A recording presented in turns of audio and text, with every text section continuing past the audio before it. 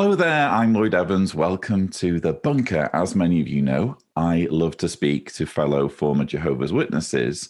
I'm intrigued as well by young Jehovah's Witnesses waking up and what's motivating them to do this. Specifically, in this case, a young Jehovah's Witness who's woken up and gone straight into activism. It's a great pleasure to welcome to the channel Karizma. Hello, Karizma. Hi, everyone. Hi, Lloyd. How are you this morning or afternoon where you're at? Very well indeed, and very inspired by what you're doing. And as I understand it, am I right in saying you weren't raised as a Jehovah's Witness, but you did become one as a child, essentially? Yeah, so I started studying with the Jehovah's Witnesses when I was 8 years old. I was raised, I guess, essentially Catholic, but I wasn't really practicing. The only time I would practice was when I would be in school, and we would have mass every Fridays. They taught us the basic Catholic teachings, like the Trinity, Father, Son, Holy Spirit. When you die, your soul is separate from your body. You're going to heaven, things like that. So I started studying when I was 8, and that's when my beliefs started conflicting with each other. And how were you introduced to, studying in a Catholic school, surely it's unlikely that you would encounter a Jehovah's Witness friend or student. So how did you encounter the Jehovah's Witness religion? So my grandma, she's very talkative. And she was walking down the street one day because we had just moved. We moved further away from my Catholic school. So I was commuting now to school every day. She was walking in the street and she came across 3 witness sisters, doing their little pioneer stroll down the street. And she was like, "Oh my gosh, are you guys Jehovah's Witnesses?" And they all looked at each other and they said, "Yeah." And she said, "I used to study when I was living back in my other area on the other side of town." And she was like, "Can I study with you?" And they were like, "Oh my gosh, to Jehovah's Witnesses, that's a study just walked up to us. We don't have to go find this person. She just came to us, That's like winning the lottery as a Jehovah's Witness, isn't it? Just walking down the street and someone coming up to you and saying, "Please give me a study." Yeah. Exactly. Yeah. Okay. So she asked them, and 2 of the sisters actually had Bible studies already. So one of them didn't. And so they basically gave my grandma over to that sister.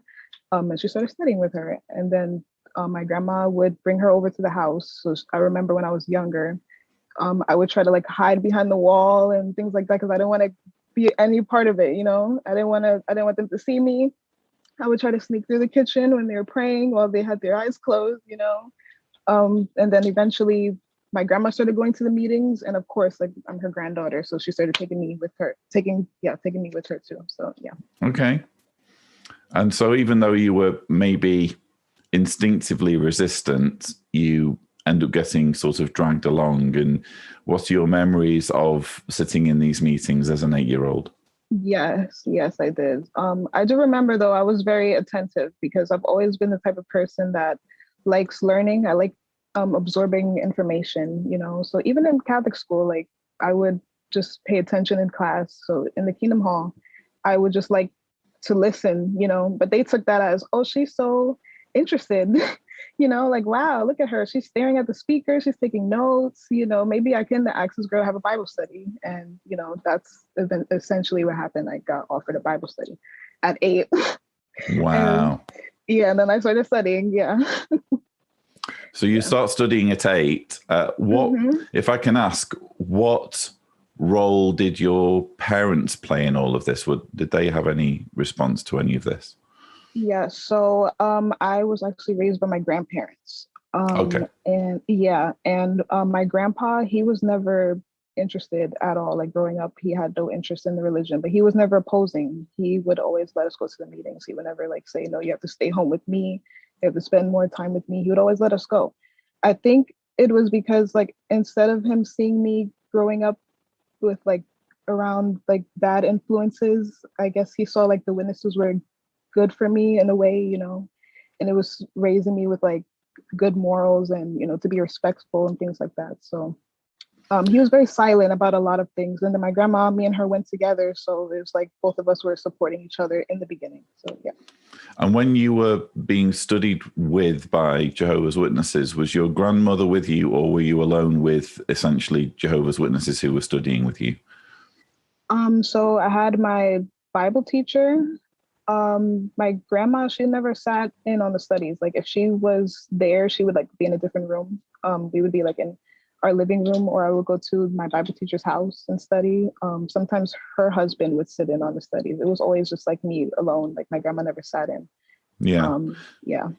I ask that because, you know, Jehovah's, in relation to child sexual abuse, Jehovah's Witnesses repeatedly say, oh, we don't do anything that separates children from their parents or guardians. And yet you're describing a situation here where you were very much separated from your grandmother so that you could be indoctrinated. And, you know, obviously those are situations that could be exploited. So I think it's good to clarify that. Yeah. Yeah. And I'm glad, thankfully, I've never had to experience, you know, anything negative. You know, I was always around, you know, the sister, her husband, and I, like never, you know, nothing ever occurred. Like, and thankfully, you know, because that could have been a bad situation, you know, and because I ended up getting closer to him as I got older. I was more close to her because she was studying with me. But I would spend more time with the both of them. And then sometimes I would go in service and she wouldn't be there because she was sick or something. I would have to go in the car with him alone or something like that. So thankfully, you know, nothing ever happened. Well, thankfully in your case, Yeah, thankfully. So you know? You start studying aged 8, and how long was it before you got baptized? So it was 4 years after I started studying, I got baptized. I was 12. And what happened was I started studying the chapter about, you know, get out of her, my people, you know, if you do not want to take part in her plagues, you know, if you don't want to share in her sins. So my Bible teacher was basically telling me that, you know, you can't progress as one of Jehovah's Witnesses unless you leave Catholic school. And I was in Catholic school from the time I was 4 all the way up to I was like 11.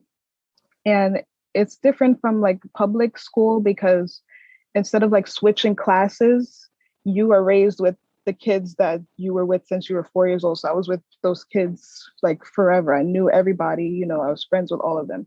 So it was really hard for me when I was like, okay, I have to leave this school. I want to make progress, but you know, I don't want to leave my friends. So I eventually left. It was in 6th grade. I spent like my last month in Catholic school because here school starts in September. So I spent September in Catholic school, and then October I went to public school. So I was a month late, and I was embarrassed. You know, I didn't know anybody. It felt like everybody was making their own friends already, and I was just the little outcast. You know, and then I also had to be different from everybody. Like, you know, make sure that I'm at a new school, make it known that you're a witness.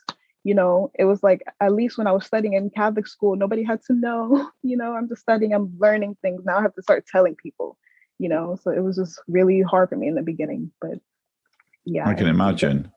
And of course, when you go to school, you know, it's expected that you're using this as an opportunity to preach to others as well. So yes.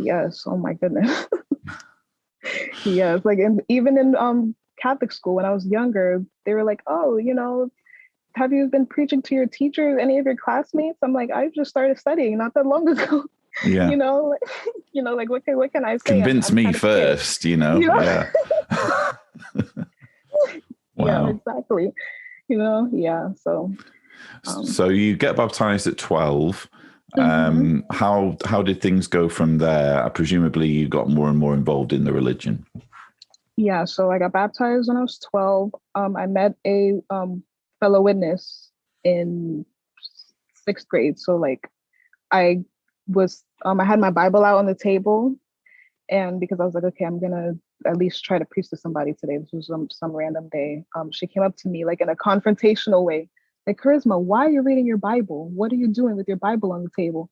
And I was like, I like to read my Bible, you know. And she was like, oh no, relax, I'm one of Jehovah's Witnesses. So I was like, oh, okay, that's good, you know. And after that, it was like she was the only witness I ever saw in the school. It was like, right, because she left the school in 6th grade. She transferred to a different one. After she left, like I was trying to preach to my classmates and stuff like that. Like I guess I wanted to see if anybody else was a witness holding my watchtowers around. Nobody else like ever showed themselves, like came up to me publicly, said I'm a witness. I was like, wow, I'm really here by myself. I guess like throughout the rest of middle school. But like 7th grade, I told her that I was gonna get baptized around 6. So I said, this is my friend, my witness friend. I said, I want to get baptized. Like I'm gonna get baptized at the next I think it was the next convention or assembly, whatever we were having. And this was in 2013. I was like, I'm gonna get baptized. I'm gonna get baptized. I'm excited. Because I love Jehovah. Um and then I ended up getting baptized September 2013. And then she was gone. And I don't know why, but I just immediately, after I got baptized, I started living a double life. Like because I was like, this is embarrassing. Like I don't want to feel like outcasted. I don't want to get bullied. I want to have friends. I don't want to be alone at lunch.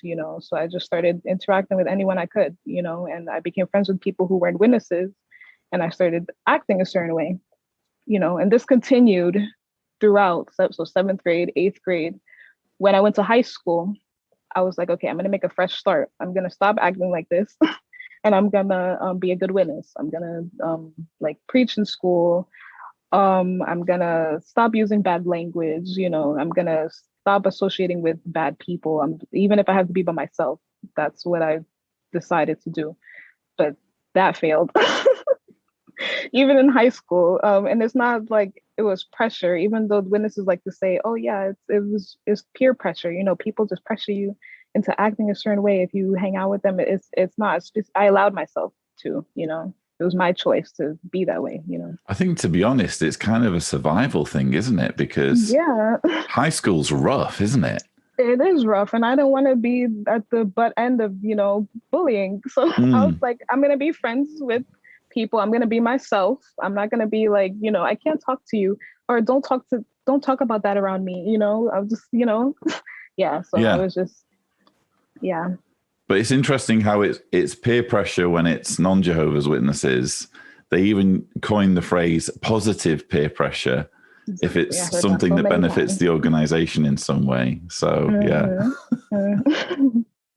Exactly. Yeah. And so so at that point, because I got baptized when I was in 7th grade, and then I was 14 in 9th grade, so that was 2 years. I was just living a complete double life, and I wasn't telling anyone. So I would go to the meetings. I would like beat myself up when I was at the meetings because it's like it so happened there's a talk about bad association, and I go home and I'm like, I can't do this. I'm hurting Jehovah's feelings. I can't. So like I would keep doing like a back and forth. Like I can't act like this, but then I'll go to school and act like that. Just back and forth all throughout 9th grade. So in 10th grade, my teacher, he found out that I was one of Jehovah's Witnesses. So it was a weird situation. So in New York, so I'm from New York, the way that they in middle school, you're not allowed to choose like what high school you want to go to. Like it's like a list of schools that you just put down, I guess like 7 or 12, something like that. And whatever high school is chosen, that's the school you go to. And if you don't like your school, which a lot of kids end up not liking their schools or whatever, they transfer out and go to a different school. It's not like high school, you choose your college, like a bunch of colleges pick you, and then you can pick which one you're going to go to. So I ended up going to a high school that I didn't want to be in, just because it was a trade school, and it's like you go to a trade school as a witness because you're not going to college. And you're expected to get a job in that field after you graduate, whatever, So I was in a school that I didn't want to be at. In 9th grade, I was really trying to transfer out, like 9th and 10th. And I would tell my Bible teacher, I would tell her, like, I don't want to be here. I don't like this program. It was graphic design that I was taking, and I had no interest in like art, design, computers, at least at first. And I stuck through it. I toughed it out, I guess. And in 10th grade, my teacher found out that I was a witness. So, because around 10th grade, he was seeing like how good of a student I was. And he was saying like, you're turning down all these opportunities for colleges and stuff. I had the opportunity to go to this good school in New York. It's called Parsons, the art school. It was really great, but it was on Saturdays. And Saturdays, you know, is your field service days. So I was like, I can't do it because I have something to do on Saturdays. I didn't tell him exactly what I was doing, but I said I can't do it. And he's like, why are you turning down all these opportunities? Like, you know, you don't want to have a future, this and that. I had to explain to him, you know, I'm one of Jehovah's Witnesses. And it was a whole after school conversation, embarrassing. You know, I had to pull out my Bible. And I was just explaining to him, like, this world is temporary. It's like a company going out of business, all that stuff. And he told me, you know, that he dabbled in a bunch of different religions. Like he did a lot of research in a bunch of different religions. And he told me basically to keep an open mind. He said that he doesn't think I'm open-minded and that I should be more open-minded. And I didn't know what to say after that because he was kind of like going hard on me with like questioning. And I'm like 15 and I was living a double life, you know, so I wasn't really studying and things like that, like doing personal study. So I didn't know how to respond to him. I was just telling him like those generic witness answers, you know. After that, it was like, okay, now I have to be on my best behavior because he knows I'm a witness. So I can't act like this in school anymore, so especially around him. So like I would be really good in his class, you know, but then when I was around my friends and stuff, you know, I would just be myself. But then in his class, I'd be like, yeah, let me be a witness. You know, he would kind of like pick on me a little bit in class, not much, but just do things like, oh, sorry, like, yeah, you're holy, like I don't want to, you know, or like things like that. And I'm like, oh God, like nobody knows I'm a witness. I don't want anybody else to find out. Like you're the only one who knows. Would you say that even this kind of fairly mild, kind of light-hearted, criticism really, or, you know, independent thinking, scrutiny of your beliefs by the teacher might have had the adverse effect of making you feel like you needed to double down on your beliefs more, even if it was only in his presence? Sometimes I felt like, especially when I was in school around him, I'm like, okay, at the hall, I'm beating myself up. But then at school, I'm like, I don't care. But then around him, I'm like, I have to care, you know, what's wrong with me? Like he was kind of like the person that was just making me realize that I was like living this double life, you know, and just his presence, it just made me uncomfortable because I'm like, it's like I'm looking at a mirror in a way, like I'm seeing how bad I was, even though I wasn't a bad student or a bad kid, like I wasn't delinquent, but in witness ideals, I was bad. And I was like, okay, I have to just change. So that's why it was always a constant back and forth with me, always. And it essentially like that essentially came to a stop into my senior year. But yeah, throughout high school, just a back and forth, like emotionally and, you know, just a lot. Yeah. So you turned down this great opportunity, this other school, just because they had expectations of you regarding Saturdays. And of course, with Saturdays, I mean, I get what you're saying, but you know, when it comes to what's required of you as a witness, it's attending the meetings and doing some preaching. It doesn't have to be on a Saturday. It's just that that's when most witnesses do preaching because it's the weekend. So you're telling me that you turned down a school just because they had the lessons on a Saturday? Yeah, so I went to school Monday through Friday, and then Saturdays were for preaching, and then Sundays after the meetings, if the meetings were early, it was for preaching as well, like weekends preaching. And that's what I did. My school offered like college trips and things like that. At first I would not go, but then eventually I did start going on the trips just to get out of the school building that day, you know. But sometimes like I would pay attention, like this seems like a nice school and this and that, you know, but I never like seriously said I want to go to college, you know, because I'm like, I'm a witness, I can't do this. And it wasn't just him who was after me. My guidance counselor was after me. The assistant principal was like, you're so smart and you're not going to college. Like, what are you going to do? What future are you going to have? You know, and I told them like, God is going to have me. Jehovah's going to watch over me. You know, he's going to take care of me in the future. And then I think back at that, at like what I said, and I'm like, you know, that's not realistic. You know, it's like I get to 12th grade And I'm over here stressing about what I'm going to do because there was a lot of pressure in 12th grade. I saw all my friends applying for college and I'm the only one sitting there not. And then, especially like as graduation drew near, I was just, very stressed because I didn't know what I was going to do after high school. I was like, okay, I guess I'm going to have to find a job. But then I don't want to have a job in this field. I eventually started liking graphic design, but I didn't want to work in that field. That was my passion. So it was What just would you really say your passion difficult. was? Well, I had an English class at the end of 12th grade. So I took AP English like 10th grade, 11th grade, and then 12th grade. They put this extra English class on my schedule just to fill like a gap. So we would just like read stories and analyze them and watch videos, things like that. We had a lot of free time in that class. So I would do research. I was really seriously think about what I wanted to do. This was like midway point of my senior year. Um, and I went back to like my roots. Like I used to love to write things when I was in elementary school. I mean, elementary, sorry, middle school. Like around 7th grade, I started like reading a lot and writing a lot. Even in elementary, they had like this catalog called the Scholastics, and you basically buy books that you want. Like you choose the books you like, and then I would give the catalog to my grandma. She'd like tape a money order to it, and then I'd get like a whole stack of books like a month later. And it was really fun.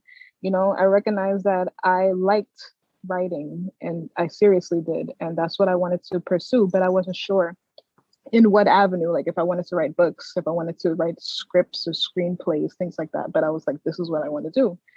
But I never told any witnesses. I told my friends, my teachers. My teachers were always encouraging my friends as well. But witnesses, the one time someone actually found out, they were like, oh yeah, you like to write, write your field service time or write, fix your return visits, like, or you can be in the writing department in Bethel, and I'm like, I don't want to do that. I want to be recognized one day for what I'm writing. I don't want to be in the background and, my work is out there and I'm just shadowed, like it was so much because I was just going through like a mental change. I'm still like preemie at this point. Throughout high school, I was very preemie, like very mentally indoctrinated. But I was just conflicted about what I wanted to do with my life. And I was like, I had people in my ear all over the place, witnesses, my teachers, um, my friends trying to encourage me at the same time to do what I wanted to do, and I was like, I can't because I have to listen to Jehovah at the end of the day. It took me so long. It took me 4 years of high school to finally realize like I want to put myself first. And then, that's when I started fading around like 2019 is when I graduated. I faded slowly. Towards the end of the year, I started going on a lot of job interviews. I applied, I got interviews, but I was getting declined because I didn't have experience. And I'm like, how am I supposed to get experience? And they won't even allow me the chance to, at least train or try, But then I was thinking to myself, if I don't go to college, I'm not even going to have any qualifications for anything. Like I could at least go for 2 years. I have my grandparents here. I don't want to go far away from them. I wanted to stay close by so that I could like either come home if there was an emergency or something like that, or I could even stay at home. I didn't have to dorm. So it was just a lot. And I started applying for college secretly too. Like I didn't tell my Bible teacher. I didn't because I knew she was not going to be happy hearing that I'm trying to go to college. So I did all of that after I graduated, and it was in secret. And it was so funny when she found out. But yeah, so Okay, so there's a bit to process there. You say that you started fading in 2019. What was it that prompted you to start fading? I think that all along, even just when I was like a good practicing witness, I just felt very like sheltered, very like controlled, very like I couldn't just do what I wanted to do. I felt like I was limited in my options. And I was really seriously thinking about that in senior year. Like I was very limited. I didn't want to go to Bethel. I didn't want to become a missionary. Like all those goals I had when I was younger, I would tell everybody, I'm going to Bethel, I'm going to learn another language and go to another country and preach. I don't want to do those things anymore. And slowly I started revealing that in my actions and what I was saying. and I would disappoint people around me. But in senior year, like I started just not caring. I said, this is what I'm going to resolve to do, and I'm going to do it. And I'm going to put myself first for the first time. And I'm not going to have anybody in my ear telling me this is what you should do. So I think that's what caused me. I just felt very like stuck and very like, I'm trying to figure out the right word, like just very like squeezed in and just so much Pressured. pressure. Yeah. And that's what prompted me to just apply to college in secret. And just I never doubted any witness teachings though. Like, and throughout all of this, I was constantly me. I was just trying to like drift out of the religion, like that I always had the ideology, like I believe this, I think this is the truth. But I was trying to always like make it work. Like I could see if I could do what Jehovah wants and also do what I want at the same time. So yeah. And at what point did you switch from PME to POMI Yeah. or whatever, PMO? Or at what point did you start to realize that the teachings themselves weren't true, basically? Of course. So my friends, they would always tell me, I started witnessing to them like in like 12th grade, because one of my friends, he started asking me like, there's something different about you, like, and he was like, are you a Mormon? And I was like, oh gosh, like you're getting kind of close there, like slow down. I didn't want them to know. I just wanted them to think I was a regular person. So eventually I spilled the beans. I said, yeah, I'm a Jehovah's Witness. It was like so awkward for me, but to them, I thought that they were gonna have a bigger reaction. They were like, oh, that's why you act like that.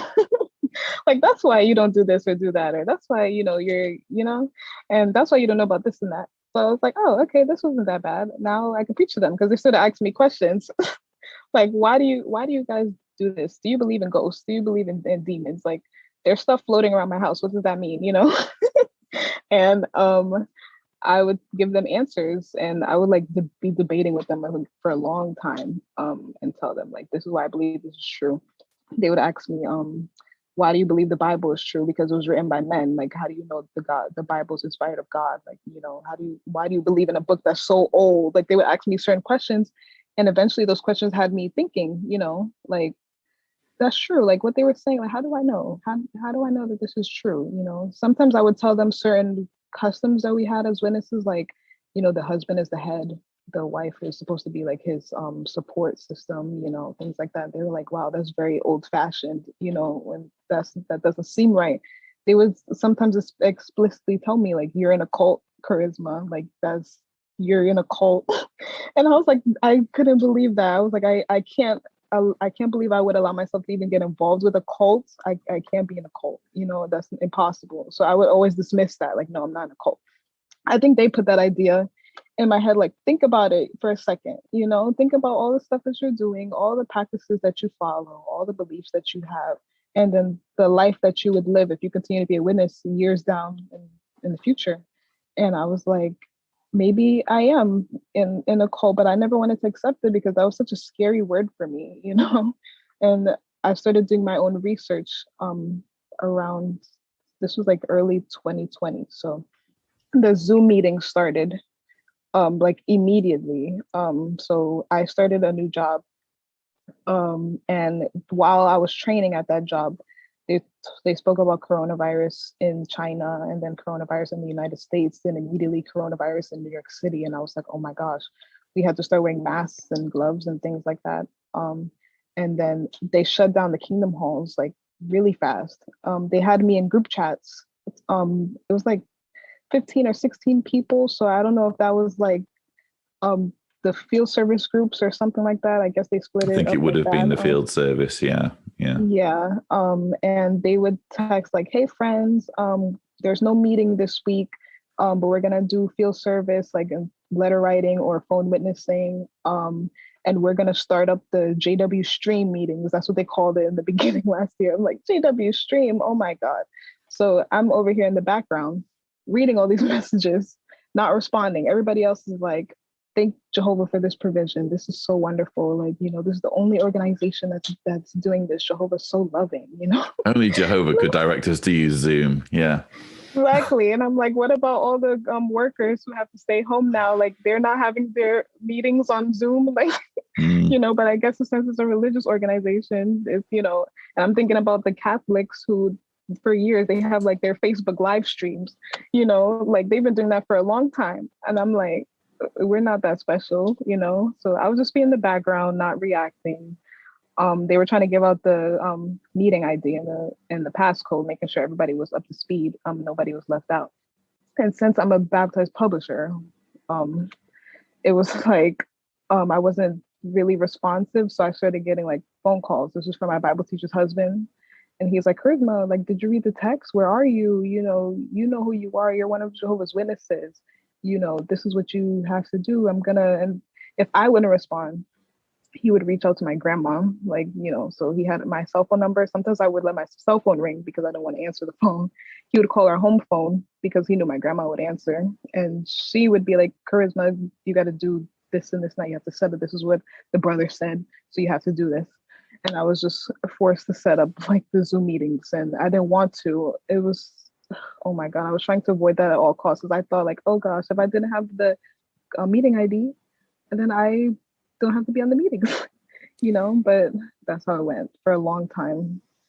And I was on the Zoom, but at first I would have the camera on, but I wouldn't be on the camera. I would just be like the technical girl on the side, but when I started turning off my camera, there would be like notifications that popped on the screen, like the host wants you to turn your camera on. And I had to keep clicking no, like no, like every 5 minutes. We must see you. It's like the eye of Sauron, isn't it? Put on the ring. Yeah. Wow. Yes. Every like 5 to 10 minutes, the host wants you to turn your camera on. And I'm like, oh my goodness. And eventually I noticed that people started having their cameras off too. Like then the notification would stop.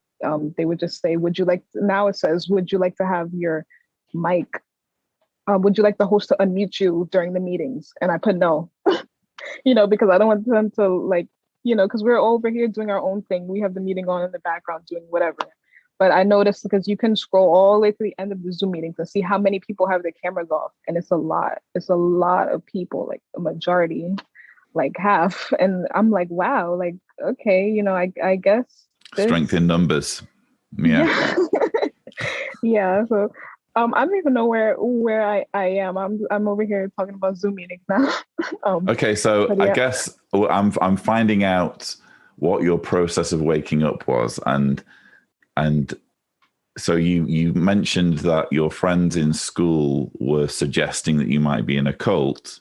Yes, and yeah. Now we're in kind of 2020, and the pandemic has begun.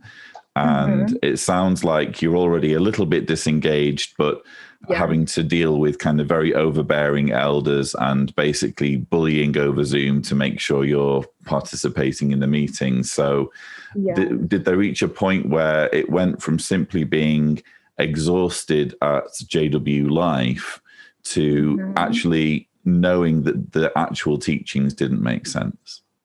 Yeah, so I think that this was like a turning point, I guess, for me. This was the beginning of 2020, January, I remember. So I went to my friend's house. This was a male friend, but he's gay, right? I had been going to his house often, like a lot. Like I would go to his house after school, especially when we graduated, we would all like try to hang out with each other. And since we weren't seeing each other in school anymore, it's like, okay, we go to each other's houses. So I went to his house a couple times. I was like, I guess I could say I was PME still, but like questioning, because at this point, if I'm at a worldly person's house, I'm like, it's PIMQ, physically and mentally questioning. Yeah, like I was the new one.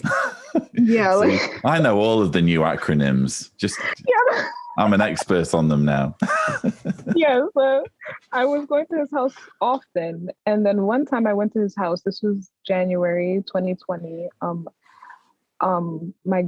actually my grandpa, he started studying. So it was, I don't even know when that happened. Like I don't know the timeline of that, but he started getting interested for some reason. And he would dress up, like eventually over time he started getting his suits, he cut his beard, everything. And I was like, wow, okay. So he was studying with my Bible teacher's husband. So that day I walked over to their house with him just to take him to his study. And I was dressed in my like regular clothes because I planned on going to my friend's house to hang out. Um, my Bible teacher's husband, who at the time I called him my spiritual father. So I guess I don't have to say Bible teacher's husband, but yeah, my spiritual father. He was like, "Oh, Karizma, do you want to sit in on the study today?" And I said, "No, I don't. I don't want to. I have something to do." So he was like, "Okay, maybe next time." So I said, "Okay." Um, he obviously knew like the way I was dressed. He told me later on. He was like, yeah, like I knew that you weren't going straight home. I knew you were going somewhere. So I like rode the bus. I met up with another friend to go to this guy's house. While I was waiting for the second bus to go to my friend's house, I keep getting phone calls over and over again, like very harassing type phone calls from my Bible teacher's husband. And you know how you can do those automatic texts, like I'll call you back in a second, or so I text him that I'll call you back in a second. And he texted me immediately after that, like, Karizma, stop playing games and call me back right now. So I was like, okay. And immediately I got anxiety. So you know how like you're just having fun with, your plans. That just like made me feel like I was just within my own zone and I felt really anxious. So I called him back and he was like, I know you're with those people. Stop hanging out with those people. They're bad association for you. Like stop hanging out with them and go home right now, right now. And I was like, okay, all right. And he was like, are you going to go home now? And I was like, yeah, I'll go catch the bus to go home. And he said, okay, hung up. And in my mind, I'm like, I'm not going home. I'm not going Such home. a rebel. Yeah, so I went on the bus. I'm still having anxiety because I'm like, now they know I'm with my worldly friends. Great. All this time I kept it a secret and now they know. Great.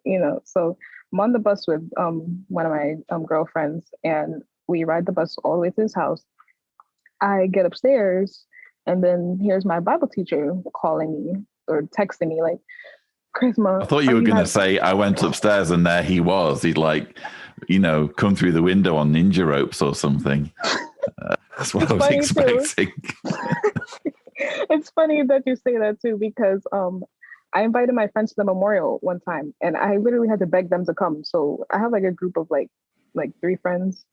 2 of them came. I begged them. I said, please come, please.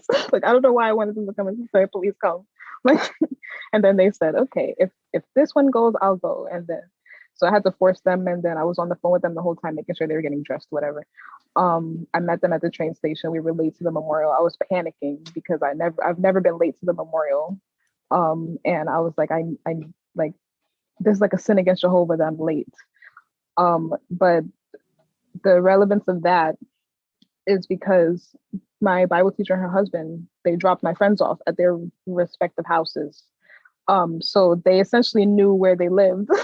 So when my Bible teacher called me, like after texting me, like saying, I know you're there, like, why are you there? You're not supposed to be there. She called me, I answered the phone. She said, don't make me come over to the exact address. She's saying the address. Don't make me come over to this address and like get you out of that place right now because I will. And I was like, oh my God, that really made me scared and anxious. So my friends are just sitting over there, like deliberating, like we had all these plans with Karizma and now she might have to go home. So like, what are we going to do? And I wasn't even doing anything. It's not like I was smoking or drinking. Like, Can we just emphasize as well, how old were you at this point? Oh my God, this was in 2020. I was 18 and I was turned 19 that summer. So yeah, I was 18. So you were an adult. Yes. And some dude who wasn't even related to you was ordering you around as though he was your dad. Yes. And granted, he'd manipulated you into thinking that he was your spiritual father. Yes. But blatantly, he wasn't your father. He was No. just some dude, and he's ordering you around, even though at this point you are an adult and you get to decide how you spend your time and who you hang around with. Exactly. And I did not realize, like, it didn't feel like I was an adult for a long time. I had to keep telling myself that I can make my own decisions. Like, even my friends were telling me, like, Karizma, you don't have to ask for permission to go here and there. You can just go, just, tell them, like, I'll be back at this time. Like, you have a curfew, this and that. Like, it's really early curfew too. Like, I'm like, I didn't feel like I felt really like just sheltered, and I just felt like I had to always report what I was doing to everybody like around me. My Bible teacher needs to know where I am, her husband, my grandparents, all the time. And then I felt guilty if they didn't know where I was, as I felt like I was doing something bad, even though I wasn't. So you have this whole situation where you're at this person's house. How did that resolve itself? Yeah, so she threatened to come over, which I felt like I thought she was actually going to come, even though she didn't know like exactly where he lived, but she knew like the address because she dropped him off. And I don't want her to like start screaming like charisma, charisma outside. So I told her I'm coming home too. And I actually meant it. Like I'm coming right now. I want to go get something to eat real quick and then I'll leave. She said, okay. So my friends were like, Charisma, what are we gonna do? Like, what are you doing? And I'm like, I have to go home, but I said we can go to McDonald's or something really quick, and then after that I'll leave. So we went to McDonald's. It was very awkward. Like the two of them were having regular conversation, and I'm over here like stiff and still, just anxious. That's how anxious just if that whole situation made me, and just terrified. Like I really thought some bad consequences were gonna happen to me, and like Jehovah really was angry at me. But even after we went to McDonald's, my friends were like, let's go to a store. And I was like, okay, like I'll go to the store, I guess. Like I was trying to convince myself also while being scared that I'm not doing anything wrong. Like we're just eating, we're shopping. I was literally sitting on his couch, just sitting there. Like we were going to watch a movie or something like that. So I went to the store and my grandpa starts calling me like, because he's starting to get with the indoctrination a little bit, like Charisma, you don't listen, you're not supposed to be doing that, and they said you're supposed to come home and you're not home, like where are you? And I'm in my head, I'm like, these are not my parents, these are people who are not related to me, like why do they have such a hold on you? Why are you talking like this now? Eventually I got home. My Bible teacher and her husband, they said that they would come over. So I got home and like an hour or two later, they literally came to my house. And it was like a confrontation with them because usually every time I spoke with them, it was like very nice, very loving. I never had a fight with them or argument before. So when they came in the door, I was very just ready to argue because my friend was telling me like, you need to stand up for yourself. You can't let them do that. How are they just going to come in your house and tell you what you should be doing and blah, blah, blah. And if you feel like you're going to cry, because usually when I like stood up for myself, which was rare, I felt like emotional. He's like, if you feel like you're going to cry, just like think of something funny, he was just trying to encourage me, so I said stuff to her with my voice shaking and she looked at me like in a way like I never heard Charisma speaking like that before. We had this whole conversation on the couch where they were talking about how my friends are bad people, they're bad association. And I was trying my best to stand up for them because I'm like, you don't know any of them. You only met them one time at the memorial. You're saying, oh yeah, because this one is Would you say that to their face at the memorial when you welcome them in? Your bad association. Exactly. And I felt like if somebody was talking badly about someone that I care about and they weren't there, if you're bold enough to say that without in the absence of their presence, then you should be able to say that to their face, like you said. And so I'm like, you can't talk about them like this. Like you don't know anything about them. They're good people. Just because one of them is gay, just because one of them is like Catholic, one of them is this and that, like you don't know anything. My grandma started saying that they had like a hold on me, my friends, like the way that I was defending them, like I'm under some type of like spell of like bad association, and it was very frustrating because I could never get my point across and they could never understand what I was trying to say, so that was like a turning point for me, that whole situation, because it really made me see them in a different way because the way they reacted so badly, I was like, I couldn't do it.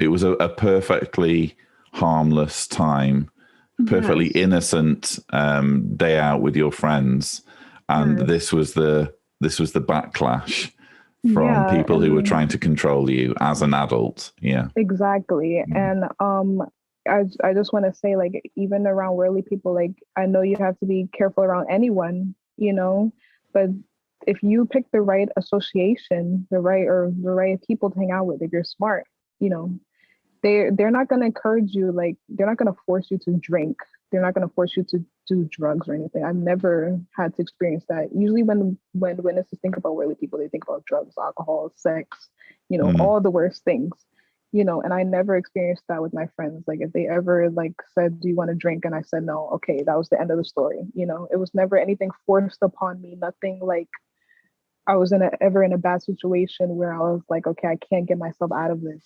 It was always like fine. And they knew I didn't drink, they knew I didn't smoke or anything like that. So they never asked me, and they would never put me in, they never ever like allowed me to be in a situation where I was around it, because they knew, like, oh yeah, Karizma is still like innocent in her own way. So that's how it was. It was regular hanging out. So So this after was, that, you say, like a turning point for you. yeah. So I I think it was an assembly. Like, so after that happened, the assembly was like a week later. I didn't talk to them for the whole week. Usually I text them every day. Like, good morning, are you coming at a field service today? They asked me and I'm like, yeah or no, but I didn't talk to them for a whole week. That's why I knew I was upset. And they didn't text me either. That's why I knew they were upset. The only time I texted them was that I think it was a Saturday, like a week later. And I texted them saying, oh, I'm headed to the assembly.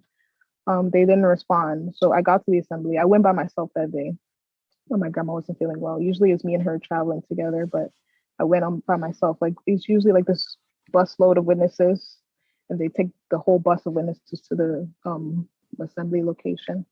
And I sat in the seat by myself. I was thankful that I was by myself, because I was still angry about what happened last week, and I don't want anybody to sit next to me and start and trying to indoctrinate me, like, oh yeah, Jehovah, So nobody sat next to me.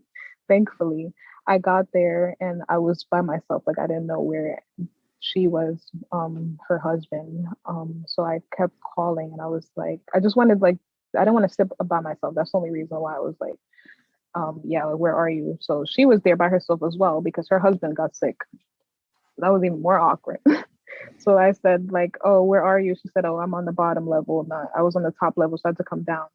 And I sat next to her the whole time. She was like, when she saw me, she said, oh, Karizma, I'm surprised that you're here, but not like in a happy way. Like, I'm surprised you're here. She's like, oh, I'm surprised that you came, like in some type of weird tone. And I was like, of course I'd be here, but I was just said that just because we had a fight, and I don't want her to be like, yeah, like, I'm really thinking about leaving Jehovah, seriously. I just said, like, of course I'll be here. I don't want you to be sad now. I felt kind of bad. Um, but after that, I was like, after the whole assembly and everything, that we started having our last couple meetings because coronavirus started happening. I was like, yeah, I started really disliking sitting in the hall. I started like analyzing now what the brothers were saying in the talks. I started analyzing different decisions, like if they would switch, like the coordinator to a different brother, something like that. I'm like, what, doesn't this brother feel bad because this brother was the coordinator for a long time, and why would they give it to this brother? Like, I would start thinking like that, and I wouldn't um feel like those were bad thoughts. I just started thinking that in the hall, and I would look very like I didn't want to be there, and people would notice. They would start asking me, like, what's going on, because I wasn't commenting, I wasn't participating at all in the meeting. um this fast forward, like, this is like when the pandemic is really breaking out in the city. I took that as my opportunity to just ghost. Like, I didn't want to be around anyone, I didn't want to talk to anyone, so I would get phone calls from my Bible teacher, just like, we didn't have a fight like a while ago, like, you didn't apologize to me, and you didn't like say, I understand, like, you're trying to hang out with your friends. Like, it wasn't resolved, you know And I was still upset from it. It made me see them in a different way. So I said, I'm not answering their phone calls. So she would call, I would not answer. He would call, I would try to avoid it. That's why when earlier I said he would call the home phone because I wouldn't answer, he would call my grandma because he knew he could reach me through that. And I just was slowly fading. At the same time, I was starting to look at like XJW content. So I started looking at like your channel. I joined the Reddit, I believe, like either it was the end of last year or like early this year, because throughout the years I was started watching videos and just reading stuff, trying to convince myself this is not the truth, because I'm like, this is the only way I can get out. Everybody's gonna keep trying to contact me and find me, So I was like, I have to convince myself this is not the truth so that I can leave and fully like and it sound convincing. So if I have to have like a talk with the brothers, that I can say this is how I feel and I'm not gonna go back. And eventually I did have a talk with two brothers. He texted me like around November of 2020, and I didn't respond until like a whole week later, because I that whole week I was thinking like I want to respond to him, but I don't know what I should say. I wanted basically to be like cut off from the witnesses. I was trying to explain that through text. Um, at first, I wanted to get this fellowship somehow, but I'm like, there was nothing I've done wrong ever, and I wasn't going to confess to anything because I never did anything particularly bad. And I didn't want to sit in a judicial committee for something, insignificant, So I texted him and I said that I don't feel like this is the truth anymore. I want to live my life for myself. I don't want people in my ear telling me what to do. I want to pursue what I love, and I just want to have closure. I thought that was going to be it. I thought that text was he was going to say, "Okay, thank you for telling me that," and put me like on a soft shun thing, nobody talk to me type thing, But he said, "Oh, okay, let's have a shepherding call." I'm like, Take a hint, oh. dude. Take a hint. Yeah.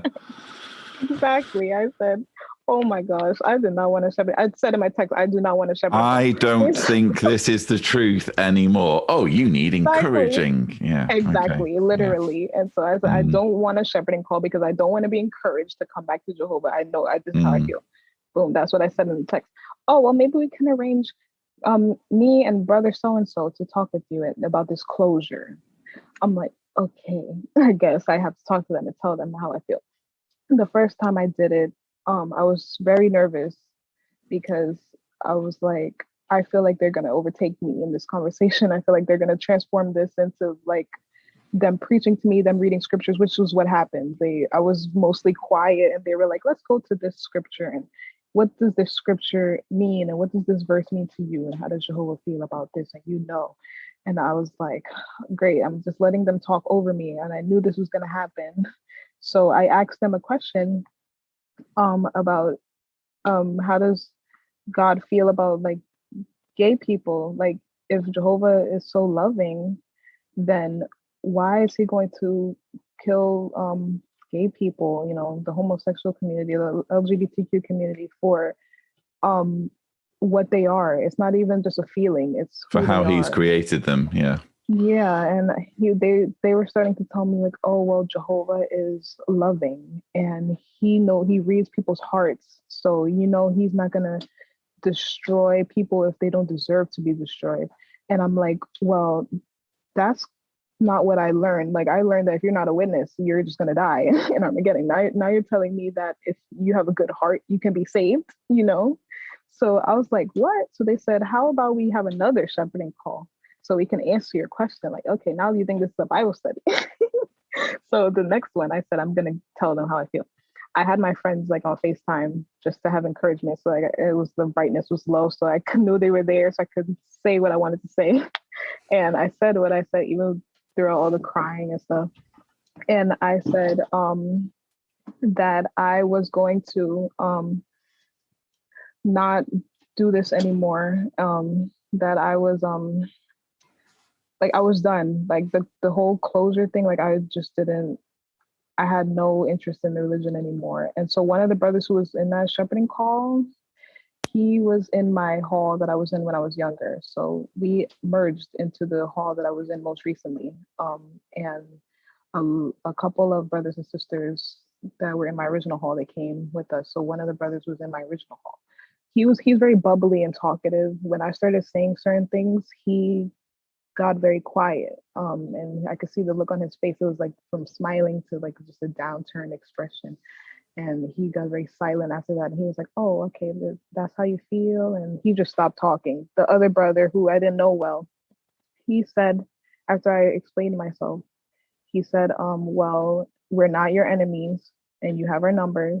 So if you ever need to talk about anything, then you can call us. You know, you can always call." So I said, "Okay, that's nice." And I was like, that's good. Like, I hope they get what I'm trying to say. Like, I don't want to do this anymore. Um, and I was like, okay, what happens next? Like, I thought I was expecting a disfellowshipping announcement or something. Like, I thought, so I kept joining every Zoom, listening. Like when it would be the announcement times, like, oh, Karizma is no longer one of Jehovah's Witnesses, never came. So I was like, okay, what am I supposed to do? Like, I guess I just stay in this like little area that I'm in, like fading, and just keep doing what I want to do, keep avoiding calls, texts, whatever. And I guess eventually people will stop reaching out to me and they'll get the message. That's eventually what happened. People were calling, texting, that slowed down. They started sending me letters. A lot of the letters, my name wasn't even spelled right. I'm like, yeah, we're supposed to be friends. You don't even know how to spell my name. Like, and how many times have I spoken to you? And then in the hall, like, if I would Caroline, we've comment, really, really missed you. And yeah, that's not my exactly, like, name. exactly. Like, there's one sister, she started calling me Marissa. I'm like, Oh, right, Marissa. yeah. Yeah. Claire, I really care about you and I really miss you at the meetings. Yeah. Exactly. Especially the older friends. Like, if I wouldn't comment, they would call me all types of names and I would let it slide. I wish that I had the mindset that I have now. When I was younger, I would be like, that's not my name, Yeah. because Who are you how talking many, about? Yeah. yes, I'll how many pass on years your have I known message to you? whoever it is that you're talking about. Yeah. Exactly. And it was such a mess. I'm like, I've known you for how many years, since I was 8 years old, and you claim that you know me so well and you can't even pronounce my name right. And I'm not even correcting you. I'm just letting it slide. Like, and you could see their look on their face, like they have to think about it. Like, that that's not my name. You don't even ask me. Like, you could at least ask me, like, I forgot your name. Like, at least, but yeah, that's essentially what happened. There was a And lot how of did you events. get into, you see, there's this fascinating journey that I'm interested in because Yeah. we've gone from, someone who was being kind of harassed and, under the thumb really of these kind of controlling Jehovah's Witnesses to someone who's broken free and is, starting to, the whole beliefs are starting to unravel. How did you go from essentially going inactive to becoming a YouTube activist? I was thinking to myself, I was like, since I am still trying to convince myself that I'm in a cult, I'm like, I feel like a YouTube video would be fitting for me. If I ever start to think I regret my decisions, like I regret fading, I feel like I was happier as a witness. I miss my friends who are like conditional friends.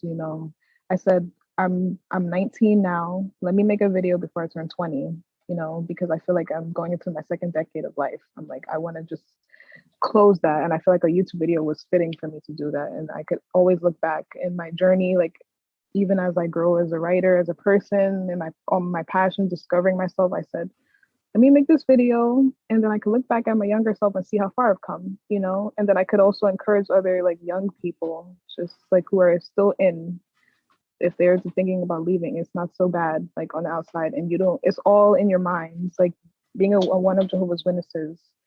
It's just how you if you identify as a witness in your mind, then you're a Jehovah's Witness. You can just say you're not a witness one day and you're no longer a witness anymore. It's I had to it was really hard because it's a lot of conditioning. Even now, sometimes I find myself having fears of, like, with everything going on in the world, maybe Armageddon is coming, and I have to stop myself and say, it's not. The world has always been bad.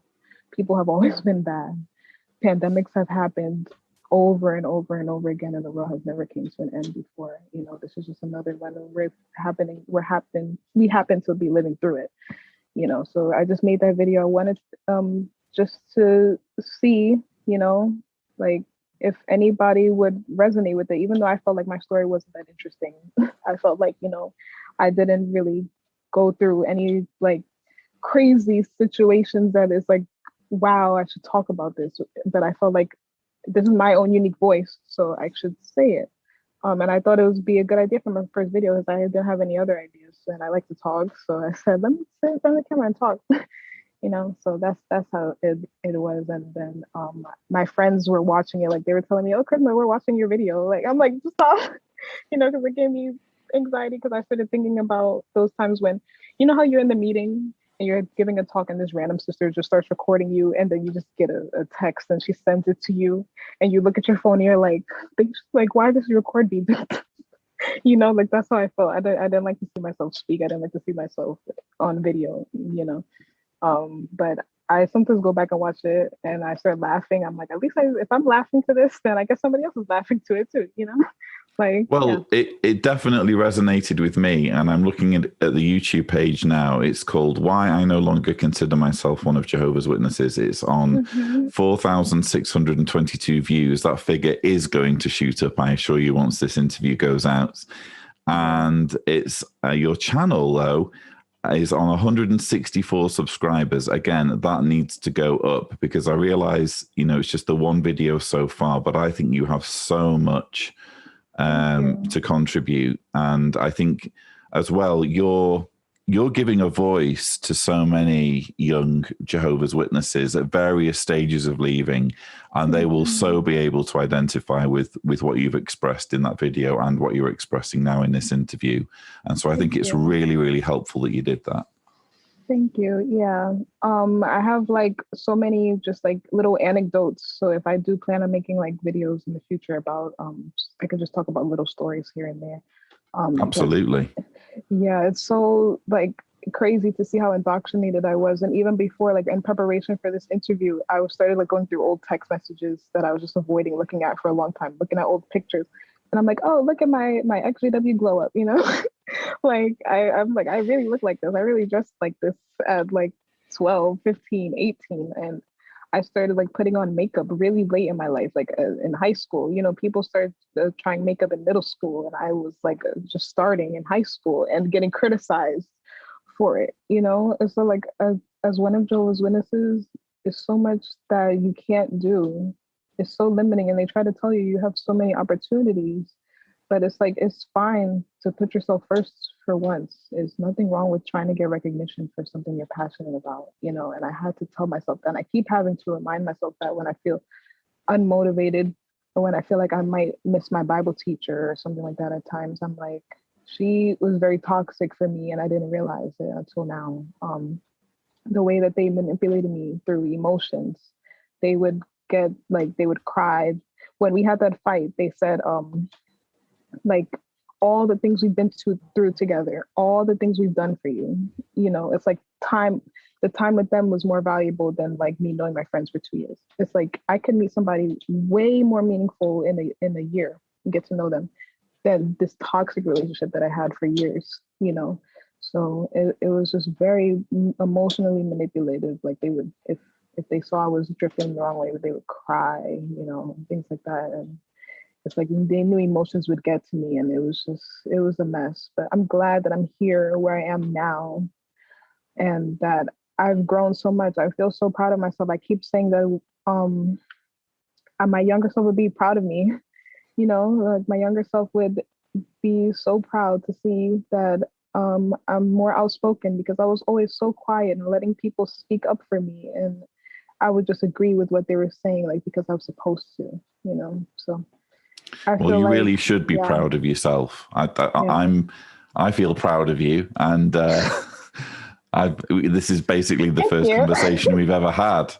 I already feel like these feelings of warmth towards you. You really have. What you've done is incredible.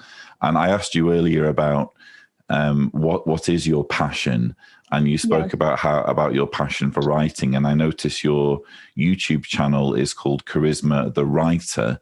Do you think you might revisit your passion for writing, or are you already doing that? Yes. So when I was in middle school, like I said, I was writing a lot. I used to like just write pages and pages of stuff. And the only way I would go back to edit was just to edit grammar mistakes and things like that. And there was like a site that I posted on called Wattpad, which was like you just post stories, and if people would find your stories, they could vote on it. You get more votes, you get recognition. People could comment and give you feedback. So I would do that. And that was my community. That was my my little place, and where I liked doing that. And then I was also reading in addition to that. But when I got to high school, especially in the beginning of high school, when I was trying to be a better witness, I was saying like, because I always resonated with like fantasy and that genre. I tried writing just regular coming of age stories before, and I was like, I can't do this. I have to add like some type of magical fantasy element to it. But it was hard for me, especially as a witness, because I knew that like I can't do this and I'm making Jehovah upset, So high school, I was saying like I'm gonna write, but I'm gonna just try to do regular stories, but that made me unhappy. So I stopped writing like for a long time. Now it's like when I was applying to colleges, I would apply for the writing program. This was back in like 2019 and 2020. And you had to, write excerpts of scripts, write short stories and things like that. And I would do that as well.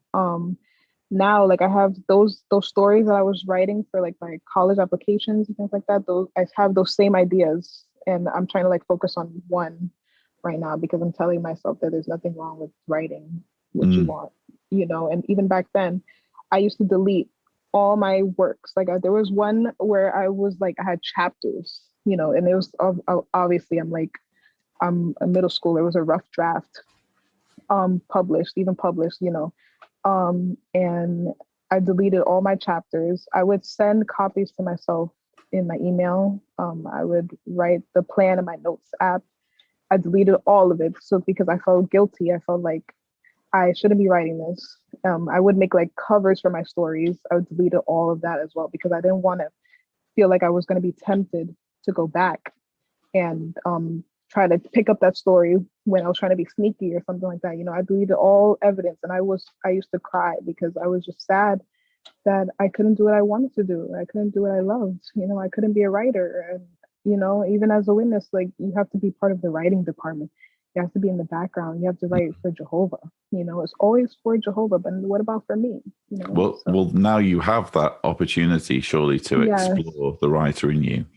Yeah, and I'm trying, and I keep trying to tell myself that I'm still young, and I don't have to have like works published. Sometimes I compare myself to like other young people who've done so much already, like that are younger than me.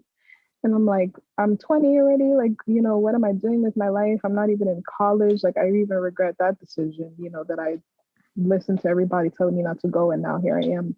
I felt so stuck last year, that I wasn't in school. I didn't know what to do. But now it's like I'm actively pursuing what I love. So I'm happy. Yeah. And I want to pursue YouTube as well somehow. So I'm going to figure that out as well. Yeah. And if you need any help pursuing this, because obviously I'm a writer, albeit non-fiction, but I know obviously about publishing. I know a little bit about self-publishing books, but I can help you with that. And also my friend Javier, who I'm making the Truth About the Truth documentary with, he's an amazing screenwriter. So he'll be able to connect you with tips for screenwriting if that's something that interests you. Nice. So thank you. Yeah. Thank you. Yeah, I'm always looking for help, and I just feel sometimes embarrassed, like, but I'll start reaching out more. Yeah. Wonderful. Okay. Thank you. Well, I've really enjoyed this interview. One final question. If anyone's watching this, perhaps as a young Jehovah's Witness, and they're starting to doubt their beliefs for the first time, what would be your message to them? Yeah, so I was where you are now. My whole life, I was just such a good witness. I was always listening to every single doctrine. I never doubted like once, and if I had doubts, I always kept them to myself. When I started questioning, it wasn't really doubting. It was just like, what do I want to do with my life? And when you start having those feelings, don't dismiss them to the side. Just start considering, because you need to have a future for yourself.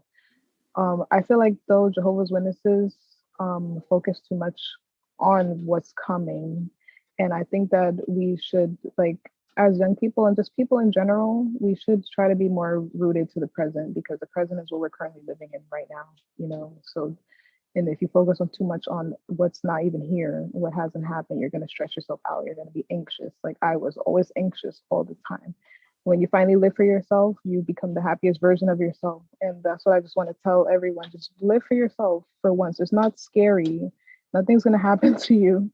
You know, fortunately, I grew up in I was raised in a household where my grandparents, they weren't really witnesses. Like my grandma never got baptized. My grandpa, like, he's not studying currently. So I never had to worry about, like, if I don't want to do this anymore, I don't have a place to live or anything like that. But I know there's young ones who do, but just don't be afraid, because it's better to take a risk than to live in a toxic situation, you know, and it'll get better. It always does. Like I was so depressed last year, and I'm growing out of it still, but it's slowly I'm getting better. So that's just what I want to say, and just keep pushing. You're going to meet good, genuine friends if you don't have any now, or if you barely have any, you're going to meet good people. I have good friends now. They support me, and I know once this video comes out, they're going to comment you know, and support me as they always do. I'm grateful. Like I'm grateful to have this life. So yeah, and I'm grateful for this opportunity as well. And if you decide to make a YouTube video too, then, and if you feel like it's boring like me, then just like do it. Because I always scroll. I always look for interviews. That's the most interesting thing for me. I love watching the interview. I always go on your channel, Lloyd, and I'm like, oh, it's an interview today. And I watch them because it's nice, especially when it's a young person. It really stands out to me because I'm like, wow, and they're younger than me, you know, or they're close in age to me. You never realize who's doubting around you, Yeah. you know? So yeah, that's what I always thought. Yeah. So that's all I have to say about that. Very, very well said. You are wise beyond your years. I wish I had half of your common sense when I was 20. And I'll be very, very proud of my daughters if they're able to speak and express themselves as you do when they're 20. So very, very proud of you. You're a beautiful person. And please carry on chasing your dreams. Okay. Thank you so much, Lloyd. Anyway, I hope you've enjoyed this conversation. I certainly have. Don't forget that you can subscribe to the Lloyd Evans channel for more such videos. And as always, thank you for watching.